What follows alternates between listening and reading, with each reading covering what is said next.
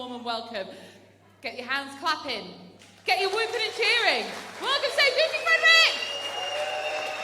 Have fun, babe.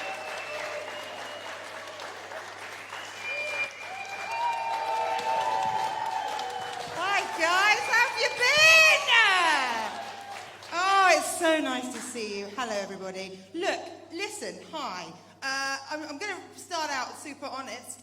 Lockdown did not go well for me. Don't arm me. Fuck yourselves. No, it's nice, thanks. And that. No, but did anybody have a nice lockdown? Oh, you had a nice one, did you? No, it's fine. No, look, at the end of the day, I learned some stuff I learned loads of it. It was a personal progress situation. I learned loads of stuff about myself during the lockdown. Mainly I learned that I am a massive fan of routine. Need routine in my life to the point of almost being on the autism spectrum. I really need a routine in my life. My poor stepchildren, I'm a stepmom, brackets, massive hero.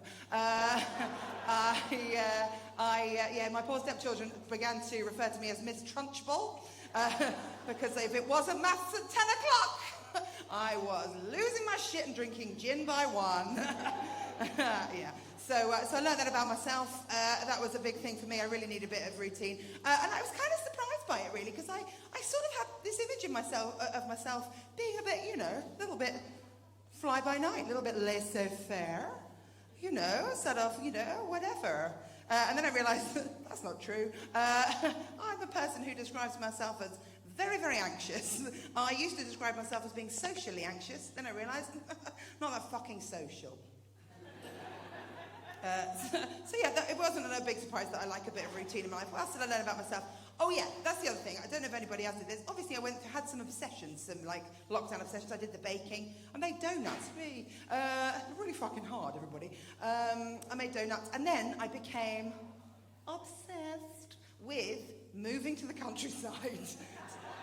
Obsessed with it. I really just had this image of moving to the countryside that was going to be like a Catherine Cookson novel. Oh no, here I am, barefoot and pregnant. Not pregnant, children revolting. I like my vagina. But but here I am in my nice, being a nice farmhouse kitchen, nice stone floor, lovely red Arga.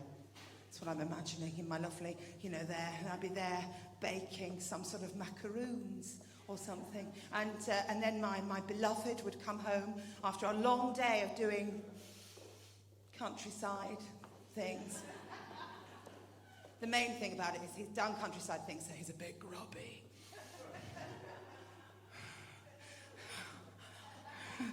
And he comes in and he's like, all right, Wolf, he's not northern, but in my fantasy, he comes in and he kisses me lightly upon the ear.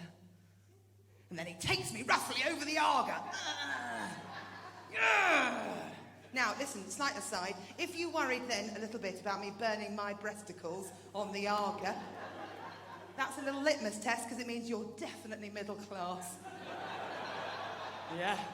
Welcome to my world. We are. Yeah, so I was I was really, really obsessive about it. I was scrolling through Zoopla about it and got really maniacal about it in a not cool or fun to be around kind of way. And then I came to the realization that really this is just my heteronormative fantasy fueled by my middle class upbringing. And really the reality of moving to the countryside is A, being surrounded by racists, and also massively ruined by the fact that I will still be there. Listening to the demons in my head. So that's kind of hard. What the other thing? Anybody do lockdown with children? Yeah. Fuck me.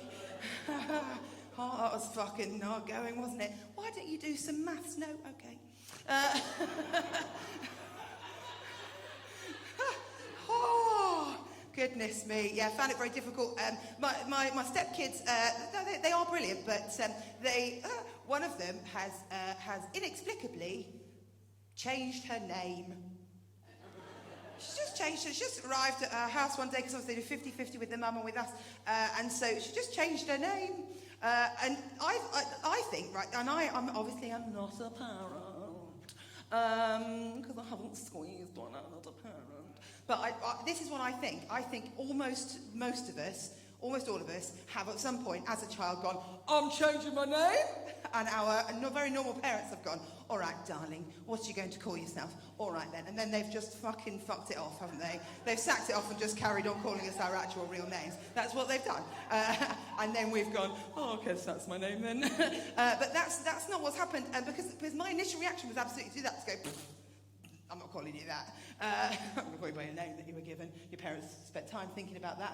I'm calling you that name. But then, to be honest, my partner's ex-wife, she spoke to us about it. And she was like, you know what? Actually, kids these days are allowed to define their own identities, and and if she feels really strongly about it, then then she needs to be able to decide on her own name. Because what's next is she could whether she decides that she feels that she's not in the right gender, all of those things, you have to allow children to do those things. So I was like, well, okay. So now I have to introduce my children as Kid 1. He's got a perfectly reasonable name. This is Kid 2. Her name is iPhone 7. Feel like Elon Musk. Fucking hell. But it's hard, isn't it? It's really hard being a parent. I didn't have any preparation. I had to hit the ground running when they were 6 and 10. There was no preparation for me. I had to get in there. I had no I really had very little kind of chance to prepare for that. I had one little experience in my early 20s. I'm lying, 30s. It was in my early 30s where I did have a bit of experience with young people. I had a one-night stand with a young man. Don't worry, it wasn't a child, if that made that sound weird. He was 21 years old. I'm not proud of myself. I am a little bit. Anyway, I've never really done a one night. You're right. No, it's fine. Sorry. I know everyone said it, but it is weird seeing real people talking in front of you, and you're not just going through a box on a Zoom meeting. It's really nice. Please don't talk because I haven't got enough space in my brain. Anyway, it doesn't matter. No, anyway, so this one night stand, 21 years old. I didn't really do this kind of thing very, very often. Obviously now I don't, because I'm deeply in love. But I had this one night stand with this young man, right? So I thought, and it was a little bit like ordering a takeaway.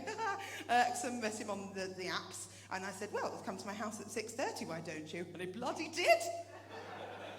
Well, jolly good. Really thrown to begin with, because he arrived and he was eating a Subway sandwich.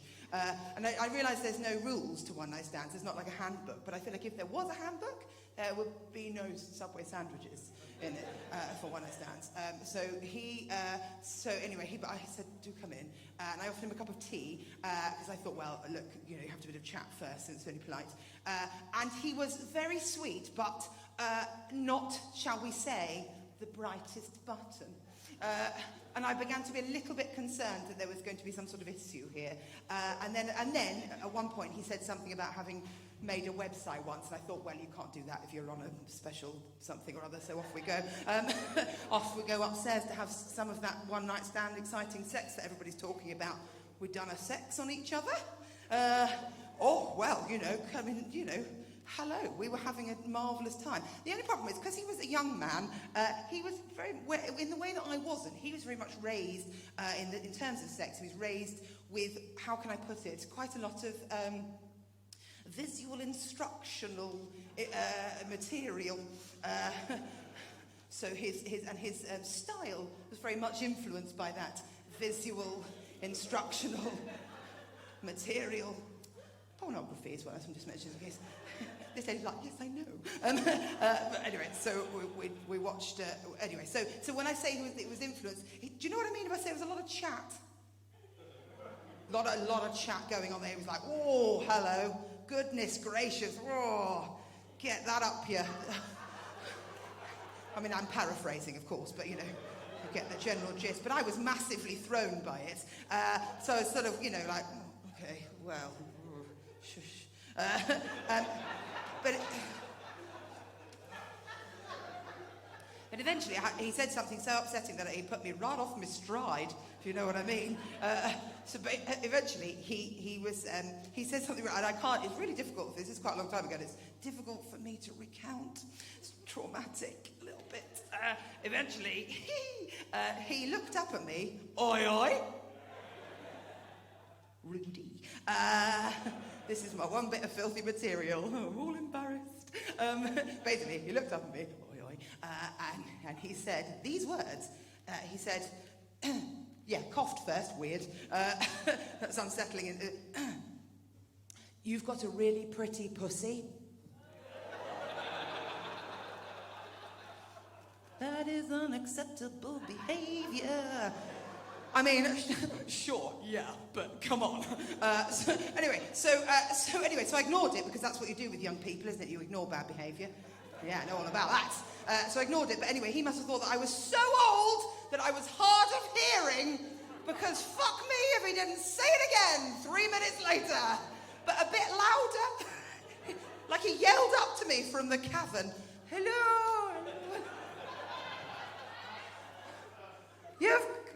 I can't say it.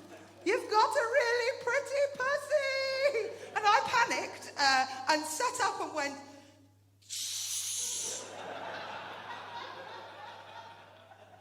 Bless his little heart. He said, oh, sorry, do we need to be quiet? Will somebody hear us? And I was like, yes, me, I will hear you. So there we go. Listen, ladies and gentlemen, I'm going to finish there because I'm sweaty. It's been so nice to come back to you guys. Have a lovely rest of your evening. I've been Frederick.